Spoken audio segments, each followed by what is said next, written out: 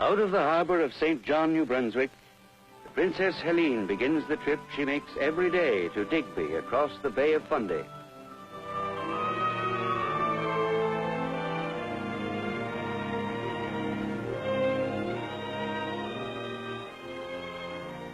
Down here, ships and their cargoes are our business. Have been for 150 years. Freighters like the Dufferin Belle in from the West Indies with a hold full of raw sugar. We'll refine it here in St. John.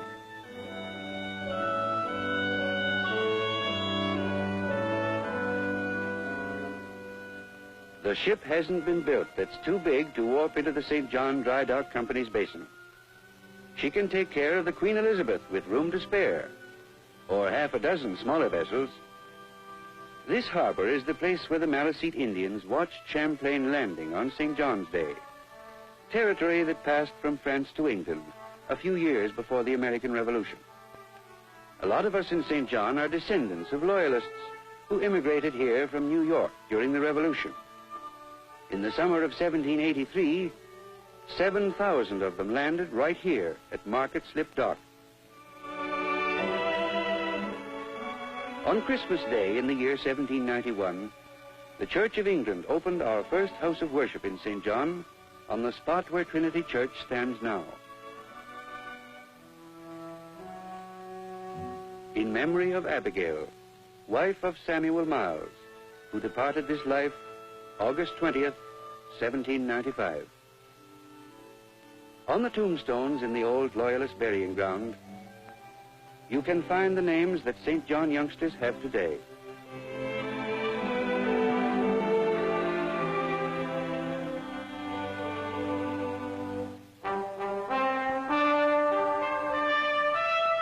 We take our attachment to the British tradition for granted, and sometimes we're surprised when tourist visitors tell us how strong the old country atmosphere is here.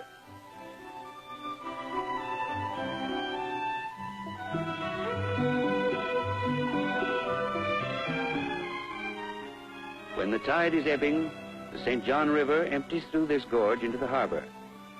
The old-time founders of the city knew there would someday be plenty of produce from the valley up above to ship out of our seaport.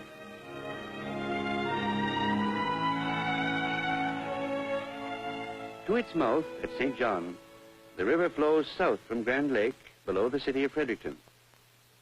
It comes down past the towns of Woodstock and Heartland, and from beneath the Grand Falls, south of Edmundston.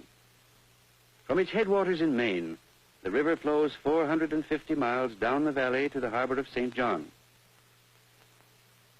When the big tides roll in from the Bay of Fundy, they push the river backwards. The St. John flows uphill through the gorge. This is the curious sight we call the reversing falls.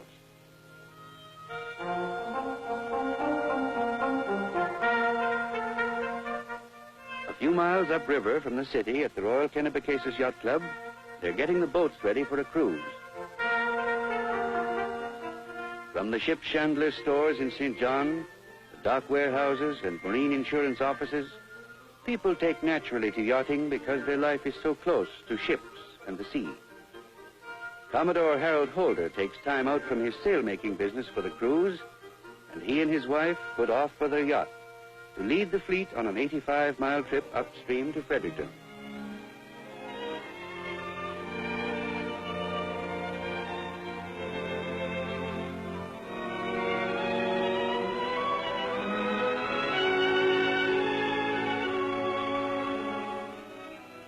St. John people, like the Commodore, know their ships and sailing from a way back.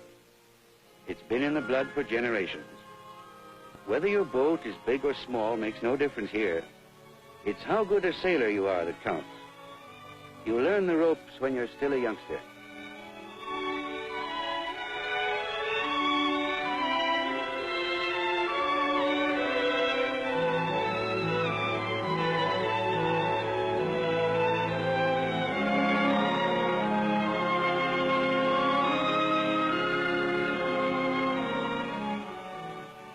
Sunbury County Courthouse was built by our Loyalist ancestors when they pioneered this part of the valley.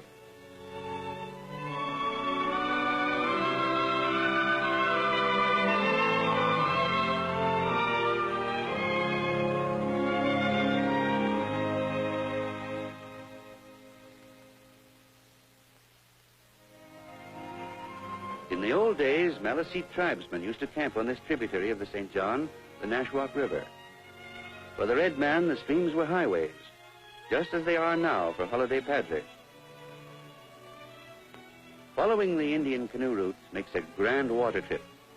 Makes muscles, too, if you want muscles.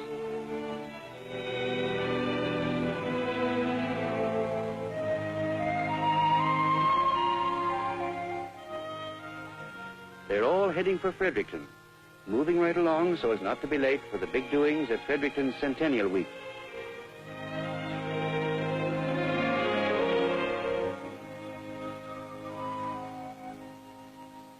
The leader of the party is Dr. William McIntosh, the historian. On the canoe trips he's been running every summer for years, his campers always want to hear more of his yarns about the early days of the valley. One of the old landmarks he talks about is Christchurch Cathedral in Fredericton. The doctor explains that Fredericton was incorporated as a city by order of Queen Victoria at the time the cathedral was being built. That was in 1848. The city was already the capital of New Brunswick then, had been for more than half a century before that. The yacht fleet has got here too.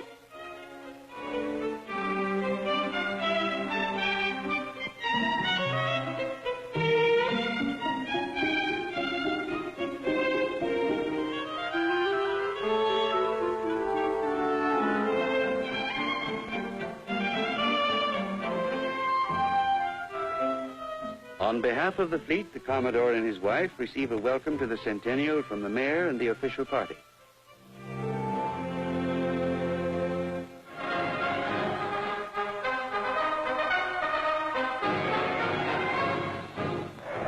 The Centennial show is a big hit. Everybody loves a parade.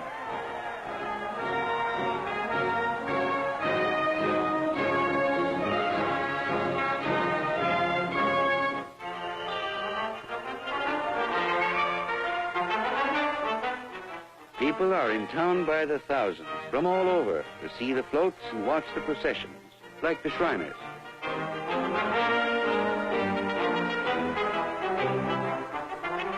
Oh, it's a beautiful parade.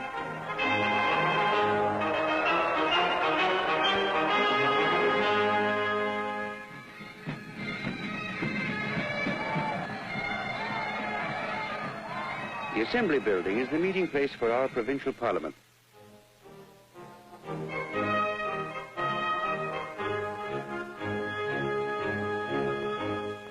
In Fredericton, we have one of Canada's great schools, the University of New Brunswick. Our graduates have played a big part in Canadian progress, and U of NB men have earned recognition outside of Canada as well. For instance, writers and poets like Bliss Carman and Sir Charles G.D. Roberts.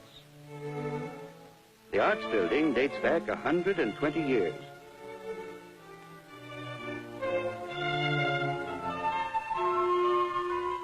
At the university's summer art school, Peggy Nichol MacLeod shows her students how to put down what they see and feel on drawing boards and canvas.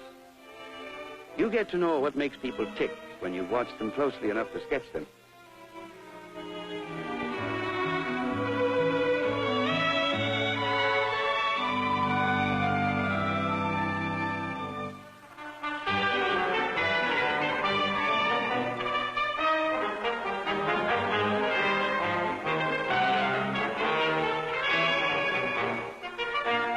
To make the Centennial program complete, of course, there has to be harness racing at the Fredericton track. In New Brunswick, we know our harness racing and we take it seriously. The drivers and horses are big-time competitors.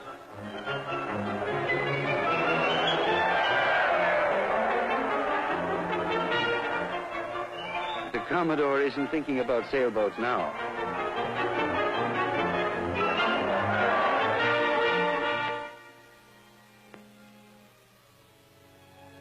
60 miles up the river above Fredericton is a good racetrack, too, at Woodstock, the central town of a fertile farming district. The Meduxnekieg River flows through Woodstock into the St. John. Some of our Indian place names are real tongue twisters. Woodstock is an old town, but it's lively and up and coming. The cooperative does a land office business, serving the farmers of the surrounding countryside.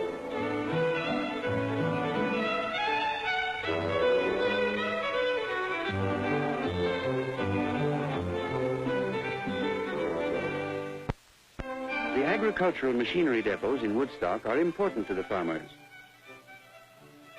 Maybe he'll buy if it figures out to be something that will come in useful.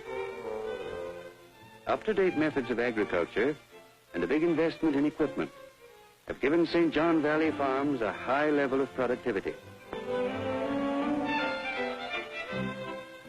The prosperous farmland around Woodstock means good homes in the town.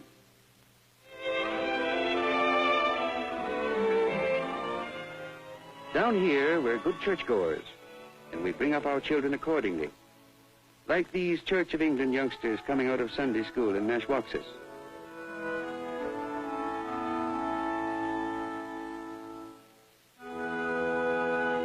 At Macliquac, the fine summer morning didn't make the congregation any smaller at the Baptist church.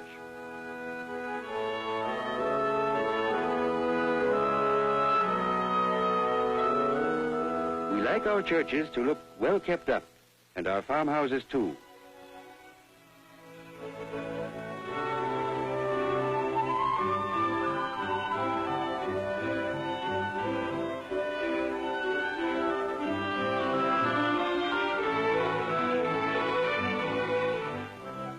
If you think there's a better potato country than this anywhere, don't risk saying so here.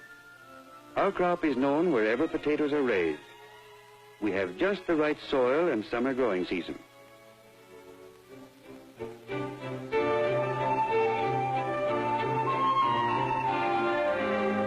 These potatoes are Irish cobblers, but we grow Green Mountains, Katahdins, Bliss Triumphs, Sebagos, Chippewas, all kinds of potatoes.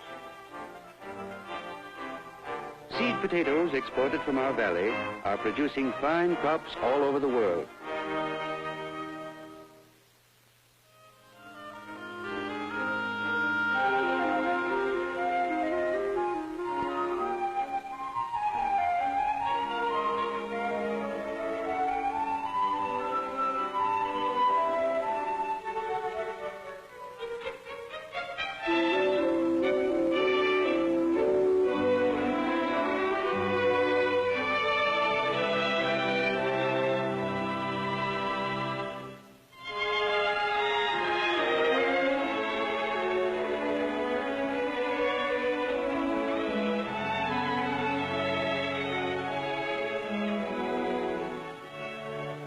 The lower valley is a wonderful place for growing apples.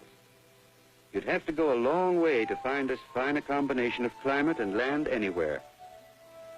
We raise Macintosh Reds, Northern Spies, Famus, Duchess, Pippins, Baldwins, Yellow Transparents, and a dozen other varieties. And we ship them by the carload to points outside the province. Everybody pitches in at apple picking time. When the fruit is ripe, it has to be gathered in a hurry, so all hands get to work in the orchards.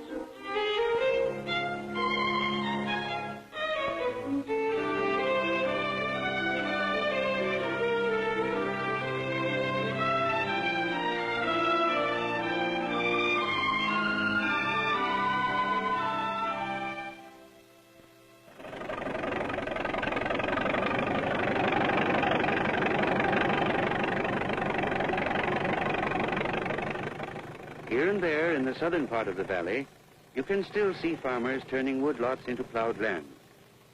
But high up at the northern end of the river, you'll find pioneers even today. Way back when the Loyalists came into the lower valley, the scattering of French people who were there then moved up here to Madawaska County at the head of the river. They weren't afraid of hard work, and they built up a prosperous, progressive county out of the wilderness.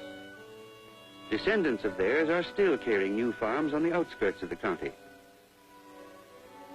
These people haven't forgotten their old-time crafts and skills.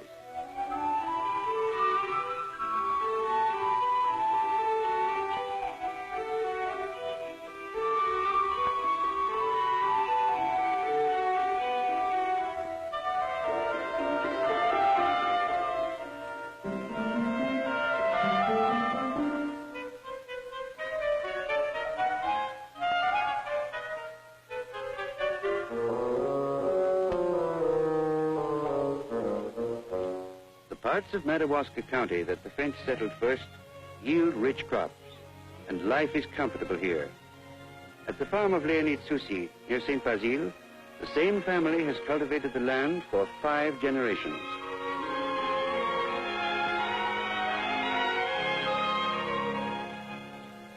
The county's big town is Edmundston, across the St. John River from the state of Maine. The Fraser Company's paper mill on the U.S. side is fed by its pulp mill on the Canadian side.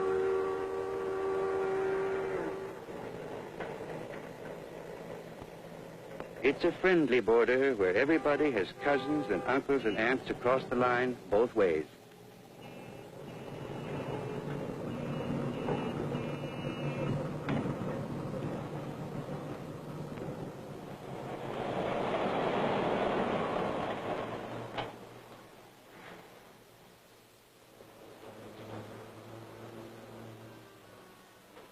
Like the rest of us, the French-speaking New Brunswickers brought their religion with them and built places of worship like the Cathedral of the Immaculate Conception in Edmundston.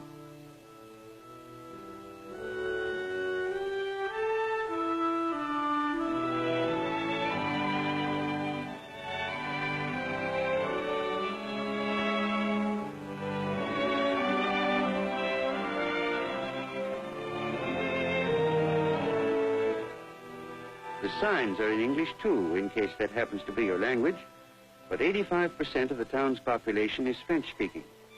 Almost everybody here speaks both languages, though.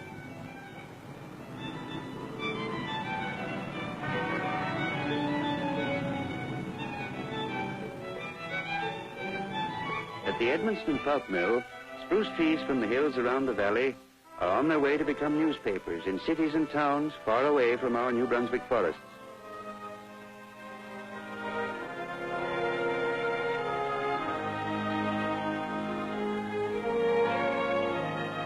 The Madawaska River carries a heavy payload to Edmundston, where it joins the main current of the St. John, flowing on southward down the valley, past places like Hartland Pool. Here, fishermen try their luck just upriver from the longest covered bridge in the world. This is a famous spot for salmon, a favorite with tourists from across the border.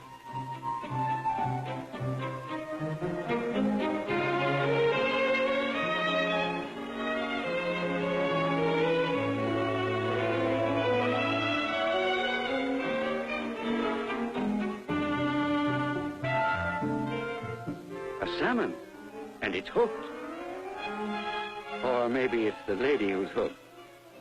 There's a battle at both ends of the line.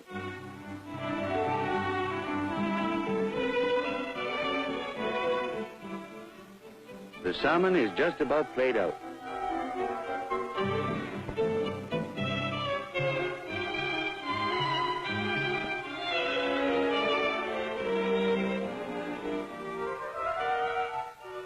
Let's see that fish.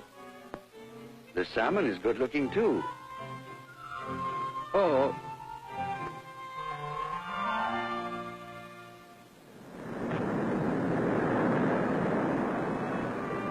"200 miles of the Upper St. John pour over the Grand Falls on the long journey to the sea.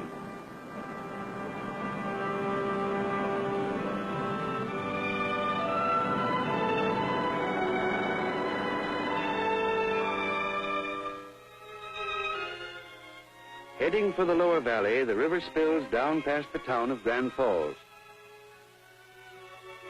A man's home countryside always looks good to him, but we think you'd have to do a lot of traveling before you'd find any place better or better looking than our valley.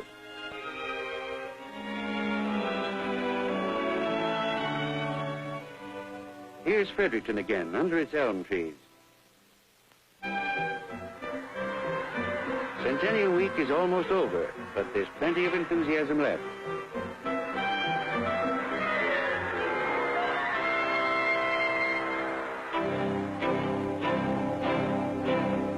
The old costumes and uniforms take your mind back to the early days, when Fredericton was a British garrison town. We have a lot of history to remember here. As the centennial draws to an end, we won't forget our forebears whose work and faith gave us possessions we will always value. The fleet is ready for the trip back to St. John.